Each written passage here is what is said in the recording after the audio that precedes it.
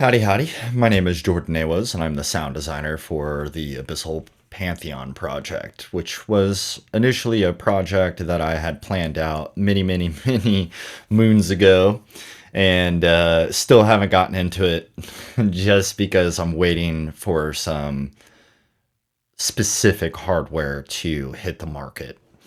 And I am very focused on sound design. I'm not much of a musician, to be honest, and it's not really something that I had really considered getting deep into.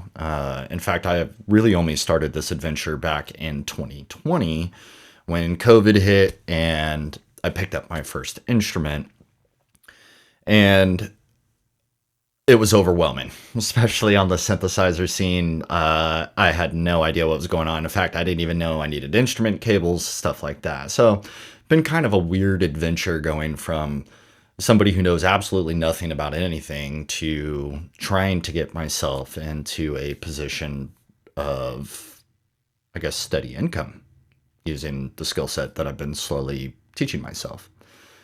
And I've hit kind of a rut.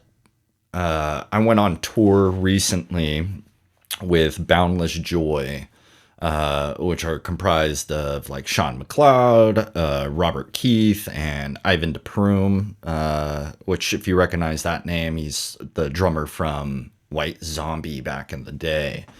And fantastic group of guys. I love the live music scene, which is kind of strange considering I don't really listen to music. I'm very film oriented.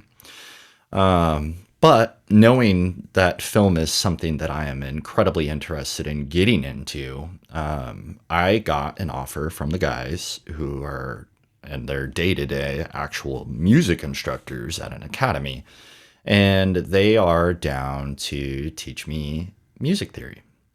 So I'm going to be taking a step back from music so I can learn about music.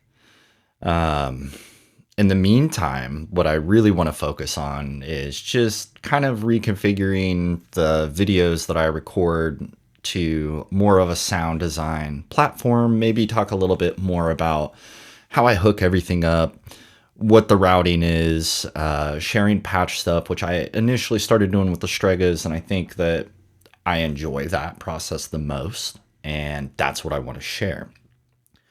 And it's not that I'm going to be done with music, at least for now. What it is that I want to get into a position where I'm competent with theory.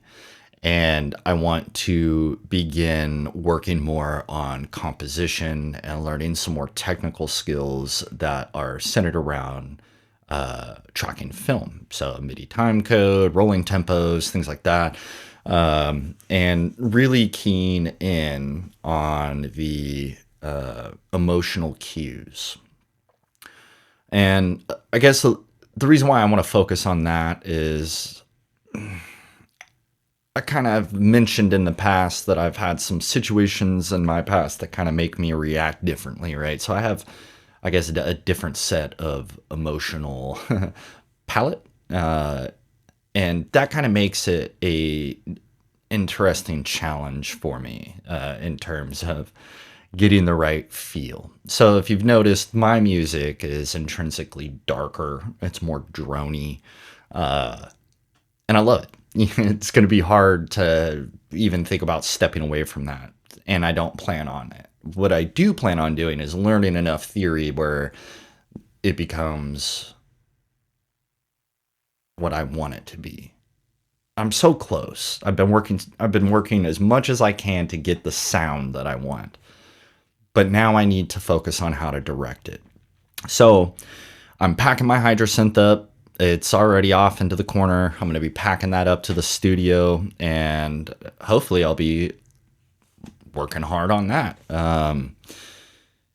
Now, for me right now, I'm in a holding status. I have a few instruments that are supposed to be arriving. A couple of them are beta units. I'm not going to be talking about those very much, and I probably won't share anything about those until I'm given an okay to do so. And I'm okay with that. So there is some cool stuff coming here. I finally got into the position that I originally started out was my goal, which was to put something I've made onto an instrument. And I can't believe I got there, to be honest. I'm super excited about it. And I think for me, it was important to find a particular focus, right? And now I understand my focus in sound design. So what I'm doing is, as you've noticed over the last, I don't know, probably about a year or so, I've made a lot of adjustments to my setup, to my rig. I've installed stuff, taken stuff out. I generally try to sell before I buy. And I had a relatively unpleasant experience with the Torso S4, and it did cement an idea that I had, which is I need granular hardware. And like that's what I need is I need a granular instrument, a piece of hardware that I can work on. I struggle with making a connection with software instruments. I just don't have the controller for it. And maybe if I had a good controller, it would allow me to kind of expand in that regard. But in the meantime, I just prefer working on hardware. And I've even gotten to the point where I went out of my way to strip out all audio devices that can receive MIDI. And what an adventure that was. Turns out, though, I found some really cool pieces, and it actually really helped me identify the type of instruments that I love working with. And right now I just have this set up to look at me, but we're going to go ahead and shift the camera focus here in a second because we're going to talk about, sound design and what we do with this stuff or what I do with this stuff. And I think that explaining a little bit more is awesome. But here's what I'm excited about. Next month, beta instruments arrive. Can't talk about it. But in October, I have a very special instrument arriving, the Tasty Chips GR Mega. And I am very excited about that. It's the industry standard. And every time I've looked at it, I just said it's too expensive. There's no way I'm going to, put that much money towards something. And, well, I was wrong. I ended up chatting with Tasty Chips for a little while, and I think that we are working on an arrangement with a project, and I'm just kind of waiting to hear a little bit more back from them on that. But it was enough to make me say, you know what?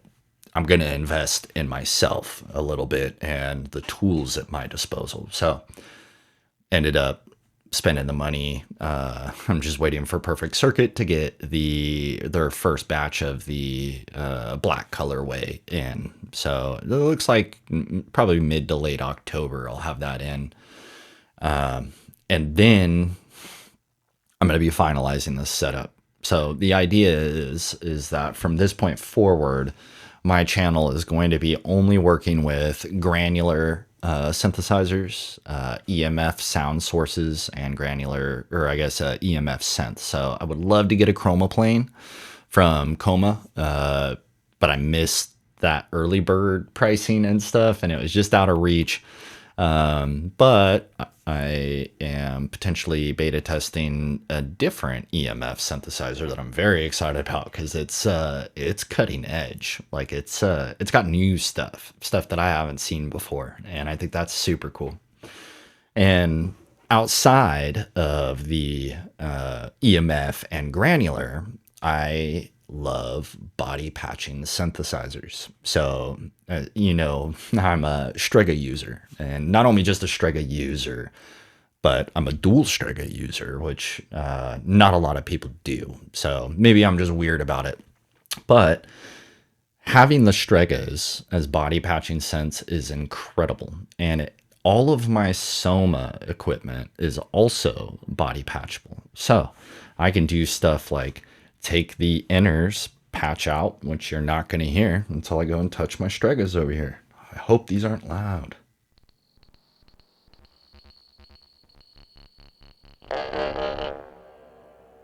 But yeah, you can kind of hear some of that. I'll show it to you here in a little bit. I just think that there's some really interesting stuff. And today's setup is going to be with the MIDI cake ARP, the Kilpatrick Audio Carbon, my dual Strega Coven, and the Inner and the Soma Roat with the Tasty Chips Integral. And I've actually got this all set up where, I mean, I could touch any surface.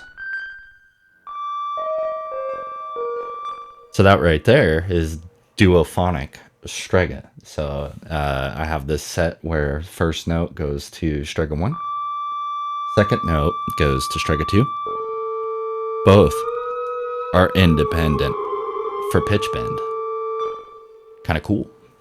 So anyway, let me break this down and we'll change the camera views around and see. Hopefully nobody comes home while I'm recording because my little dog loves to bark. So if you hear that, sorry, I'll try to cut it out. In the meantime, this is all being routed through my Soma pipe.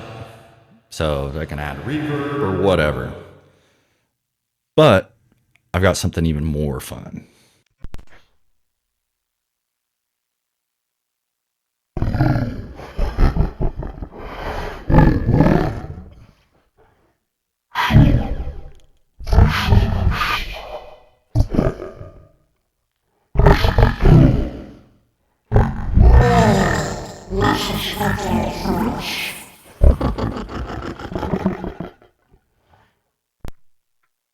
But yeah.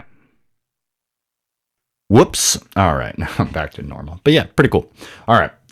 Enough tinkering around. I'll get this reset and show you some stuff. Okay. So I'm back, and as you can see, as my arm's in the air, this little cable here is actually going into the Soma pipe. I should probably install a longer cable so it's out of the view, but for all intents and purposes, this is literally just so you can hear me.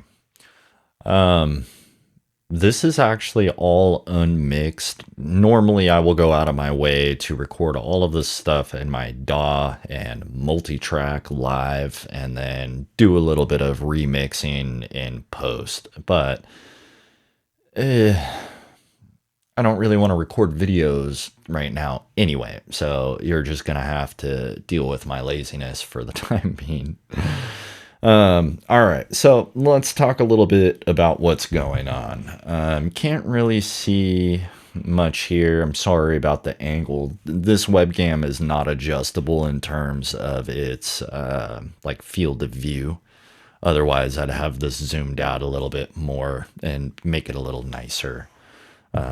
It's all stuff that I'll figure out down the road. My next big purchase, although it should be an audio interface, is probably going to be a camera.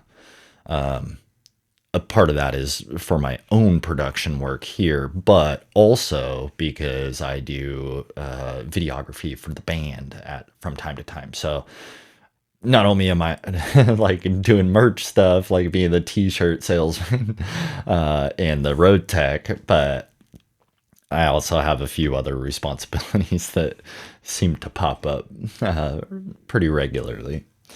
So this here is my temporary rig, and mostly because I have been missing my Stregas. So for right now, I need the desk space. The Terra has been packed up and is actually listed for sale.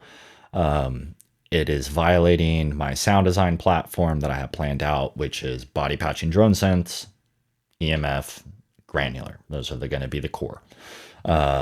So things that I will keep, though, are obviously going to be the Pulsar, the Lyra, the Inner, the Cosmos. I love this little looper. Great for textural stuff. And yeah, the other guys are just boxed away temporarily while I kind of reacquaint myself with the Coven. This here, you can kind of see, this is kind of cool. It's floating, right? So I'm like a member of that Amazon Vine thing, which I'm going to be honest, kind of sucks, but every so often it is very useful. So like I've been getting like mic arm stands for free and like tablet stands and stuff for free. And I'm cool with that. You know, I just leave a review and talk a little bit about it, but it's been pretty advantageous. And this one I got the other day off of Vine, and it's a 14 inch, I believe, M4 iPad magnetic stand. And I was just going to snag it to see if it was going to work, and I totally thought it wasn't going to. It actually works. Both of these are just standing there by magnetic force. I dropped 3 magnets in the middle to keep them nice and rigid, and now I got a floating Strega coven, which is dope because I can actually like reach around under there.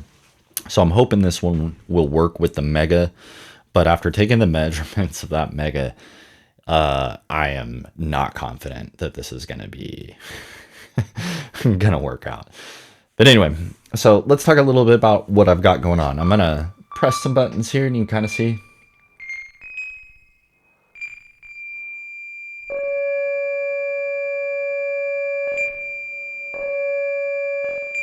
But if you notice the second note, you can see the Strega activates, right? So let's go ahead and mess with the tones a little bit.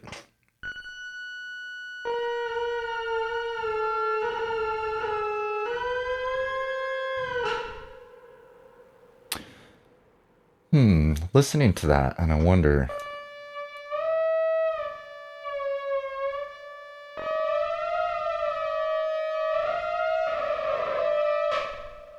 Yeah, I'm not sure if those are actually independent on the pitch bend. They may not be, and that might be just something I've set up in here. If you've noticed, the screen is off, but the encoders are still lit. This is an interface mode. So in my DAW, I have all MIDI being routed into this over USB port 1. And in interface mode, it just sends out CV and gate. So each Strega has actually got its own setup here. So this is voice 1, voice 2. And oh man, my arm's going to block the shot. But sorry, I keep bumping my mic here. I'm going to move. So we can hear this, right? Now this is actually going into the Stregas. You kind of see the CV stuff light up. Well, maybe not. This isn't a very good angle.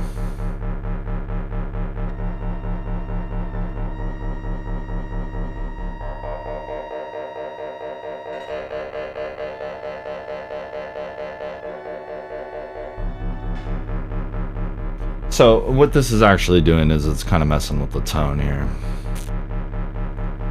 All right. The other thing that you can do is you can take a pulse point and patch in. And it doesn't sound super loud at this point, but that's because this guy actually needs to be producing some sound here. We'll put it on a little drone real quick. You can tell each ear's got its own sound.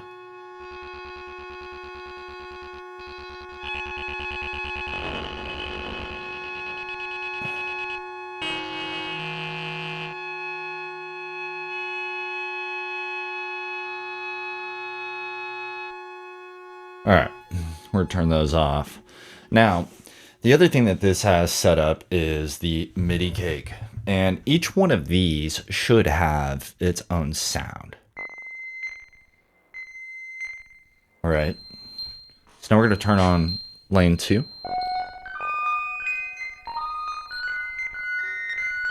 Kind of cool, a little mystical. Let's drop this down an octave. Ooh, there we go. So, on the inner here, you can see this guy's kind of popped in there, and this touch plate here is routing the audio out, and that's actually going in, coming from the ROAT here. And I just have a single oscillator up, so we should get that high pitched.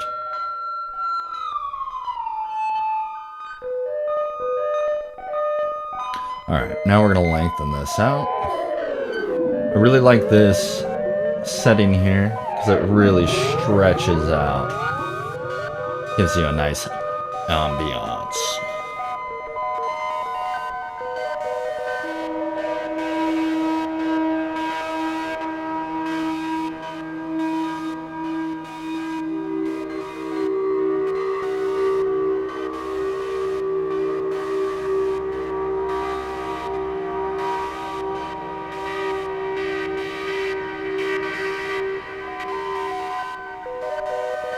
So, the Strega voice will fade out when the inner is coming through the external circuit in. And when you come off of the inner, the ARPs kick back in with the Stregas.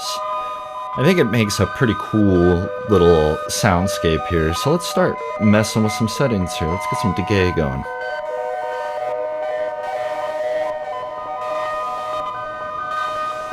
Mess with some time.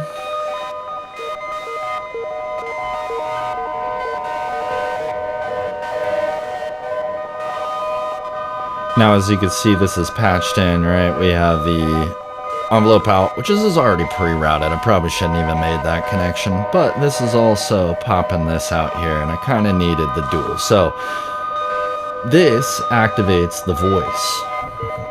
If I stop this, it'll go mostly quiet. So as you can see, nothing's being activated on there now.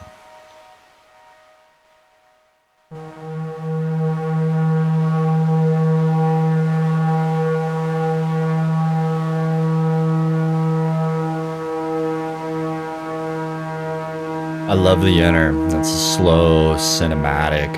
It can also be mean.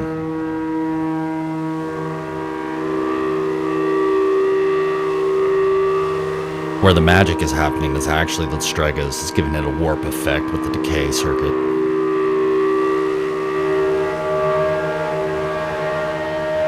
That's all Strega.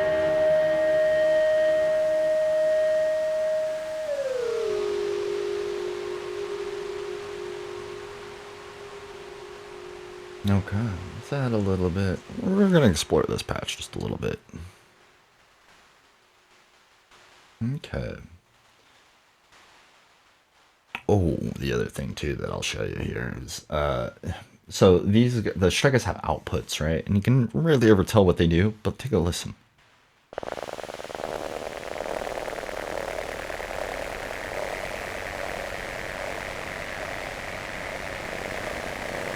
Oh, you know. Gotta turn off the blend here.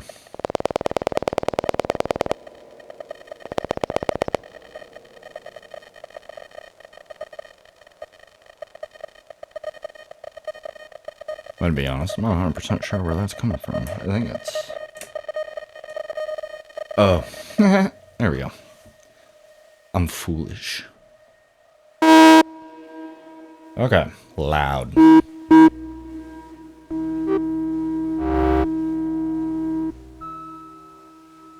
That's kind of cool. You can hear.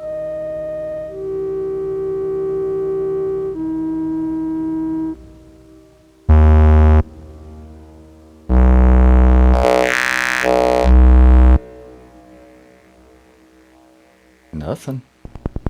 There we go. Okay. Hold on, my Cosmos. I don't know. Okay.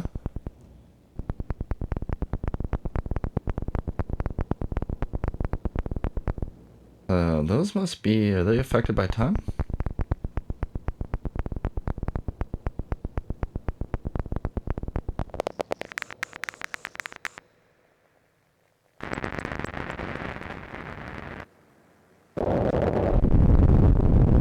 So I'm using the filter circuit of the inner, because this is actually producing audio and patching it through the inner circuit, which then is recycling into the Strega, so it'd probably make a feedback loop.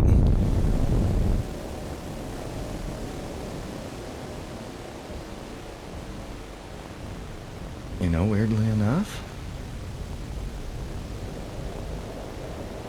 you can kind of hear it.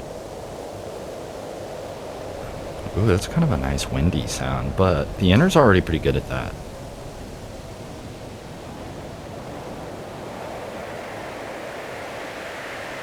So that's the pink noise circuit, and it makes a really nice wind sound. I really love it, and it's directional too. But okay, let's I guess tinker around a little bit.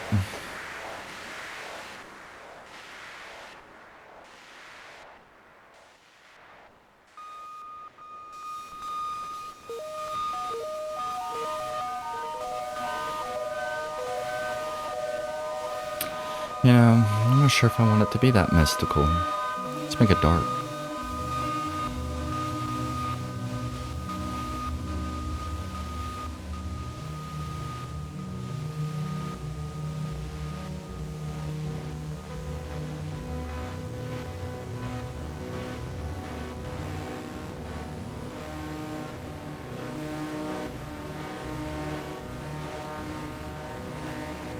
And we can mess with this a little bit too if we want to lengthen out this envelope on the activation.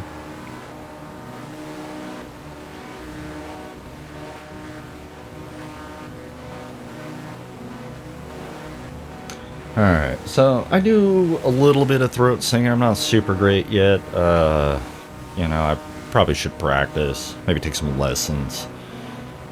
But having the Soma pipe is really nice when you want to add, like, vocal stuff. Man, I kind of wish I would have left the pulsar up here for some beats.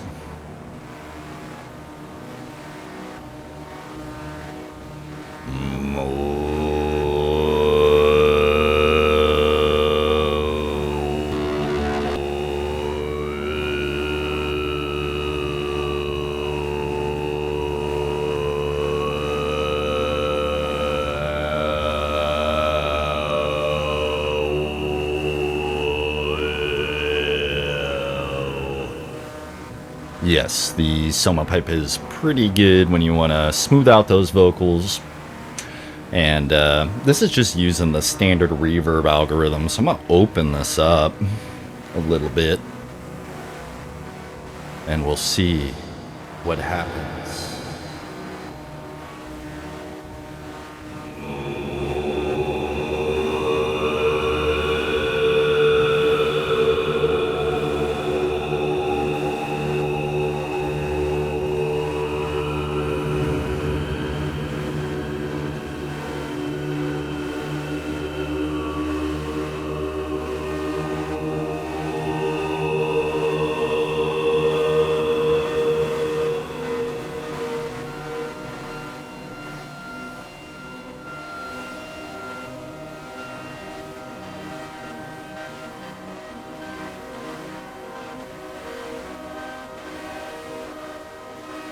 Now, to get it a little less stuttery on these, we're going to open up this filter a little bit, so it's less choppy.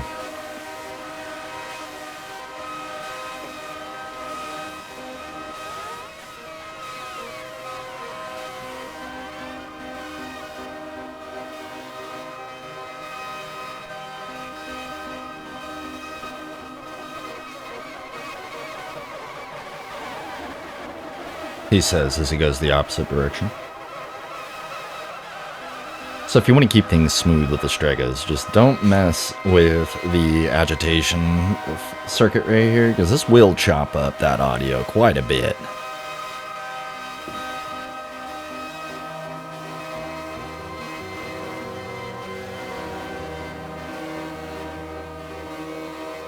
Alright, let's go and we're going to drop this octave down. Drop that one up. Alright.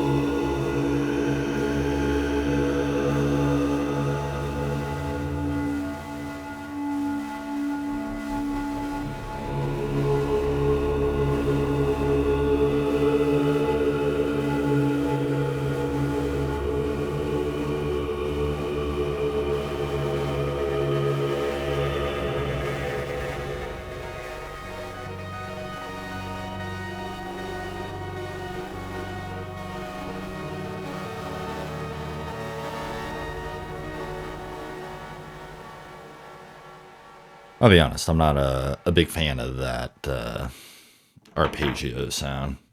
So we're going to go ahead and kill that, but we're going to use this now as just an FX processor. So this is just processing the sound out of the inner. Sorry about that.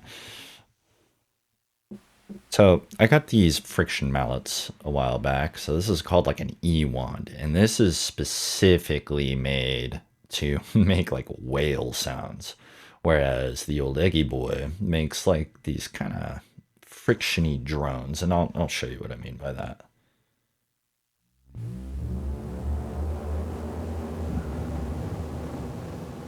Alright, now I'm going to turn the absorb function off of the Strega here because I do like it through here.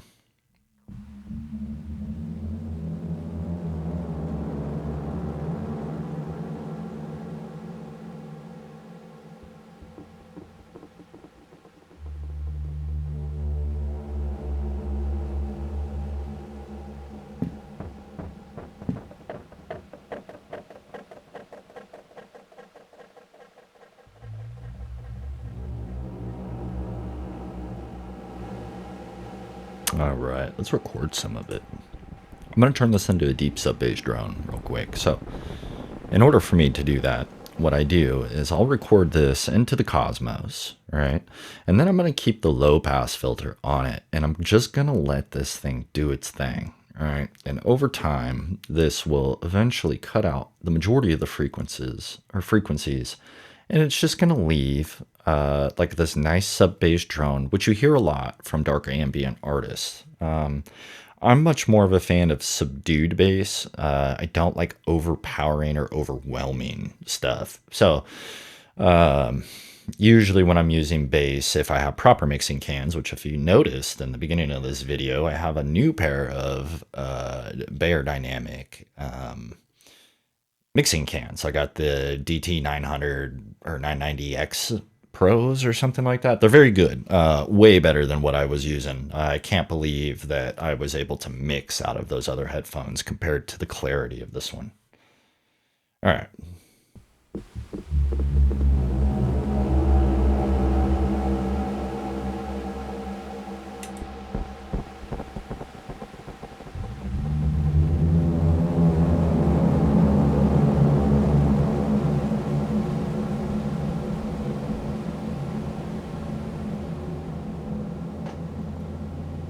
Now we're going to close that filter.